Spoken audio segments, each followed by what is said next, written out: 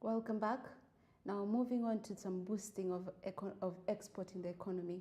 Today the government of Uganda, through the Ministry of Tourism, Wildlife and Antiquities, has embarked on a handicraft development program aimed at training local handcraft makers and exporters and still equip them with online marketing skills to enable them to benefit from the growing international markets. Let's get this report. On several Ugandan businesses show that the impact of COVID-19 and its containment measures shifted the landscape of how trade can be conducted. Businesses are taking every opportunity provided by the digital technology and innovation to offer numerous products that drive economic growth and business development. Handcraft Souvenir Development Project under the Ministry of Tourism and Wildlife Antiquities has therefore embarked on training handcraft exporters and producers the online marketing skills to hit the international market for locally produced handcraft and souvenirs. The permanent secretary to the Ministry of Tourism, Doreen Katime, says that as government, they are looking forward at enhancing this trade because it will soon contribute to the country's GDP at a bigger magnitude. The training is very, very, very important because for two major reasons. One is that most of our handicraft producers are really in the informal sector. You must have heard today that a number of them are not even registered with URSB.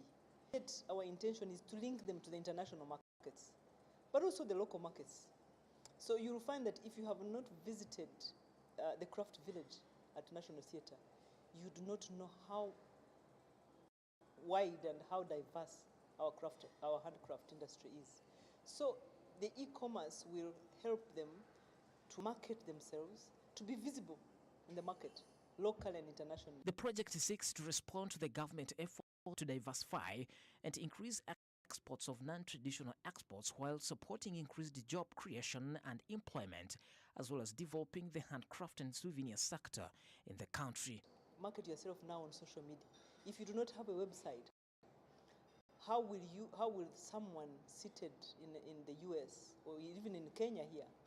We are selling a lot of crafts from Kenya, yet we have products that are even of better quality.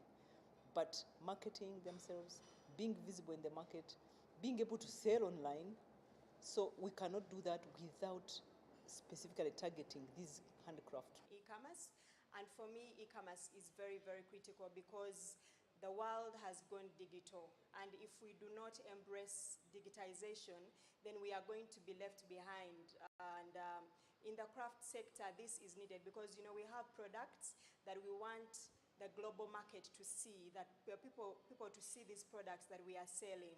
So it is very critical for us to gain the skills, for us to first of all understand how do we utilize the internet to be able to market our products and services, to give us visibility, for people to see us and know the work that we are doing, because there is a lot of beautiful work that we do, but this is not exposed. People are not able to see it. Reports show that communities near the national parks and game reserves have been trained in souvenir marketing and standardization. Souvenir markets were established targeting tourists visiting the national parks and game reserves. Cities, we've gone to Fort Portal City, went to Gulu City, then yesterday we were in Jinja City. So today we're in Kampala City. We've trained so far more than 100 participants, and we believe that many will actually embrace this trade on e-commerce. Yeah, it has been a challenge, especially in this past situation which we passed through, the COVID-19 closure, because some people were very, very dormant. The business became very, very dormant. They were not working. But if we are engaged in e-commerce, then we can be able to link up with our clients, the people are interested in our products. Not only here in Uganda, but regionally and internationally. On supporting the production of functional items in demand to both and local market and the international buyers. Intervention emphasized product development and diversification, increased production and quality enhancement. Pedson Mumbere, Smart 24 TV, Business. Moving on to vanilla exports in the country.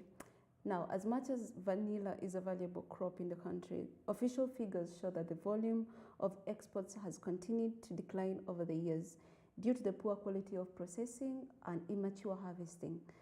Now, today we'll have a report from Monica Nahabwe about that. According to statistics, vanilla exportation has declined due to some challenges arising from farmers and exporters. As exports of vanilla, for the last 4 financial years, by financial year 2017-18, Uganda exported about 9.26 million US dollars, but this has been declining over time. By financial year 2018-19, it went to 8.59. By 2019-20, it went to 3.7. And obviously there was an aspect of COVID as well. And by last financial year 2021, we were at 3.61. That is showing a decline. However, the Ministry of Agriculture declared the dates for harvesting vanilla, which is from July 7th, but some export companies have already started harvesting vanilla illegally. They are going to be harvested when it's not yet. Because now farmers have started harvesting indirectly, in hiding. Now this is where the challenge comes. The vanilla businessmen and the company that have financial muscles, they've got a contract from their buyers. What they do, they go and pre-buy, what we call pre-buying, before the deadline. Do you understand? They buy a lot of it, and what they do... The minister, however, warned the authorities against clearing low-quality vanilla seeds for exportation. Direct the Ministry of Agriculture, Animal Industry and Fisheries staff and the local government staff to be vigilant on this issue. I specifically call upon the Agricultural Police, in collaboration with the private sector, to popularize this harvest date and to hunt down and expose all culprits who do not respect the date. Monica Nabyonga, Smart 24 TV.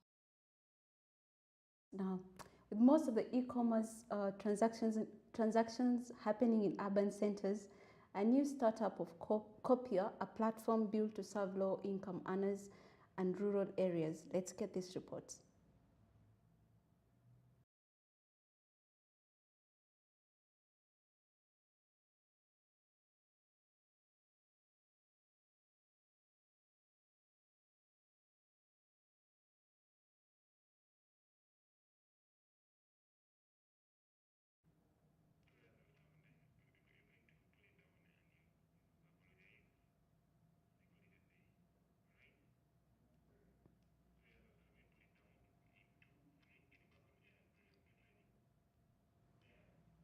Sorry about that technical issue. Now, that's all we had for you today. Remember to check us out. Remember to check us out on social media pages, Smart24 TV, our Instagram page, our Twitter, and our official Facebook page, Smart24 TV. I'm Miriam Wambete, and thank you for being part of Business Today. Good night.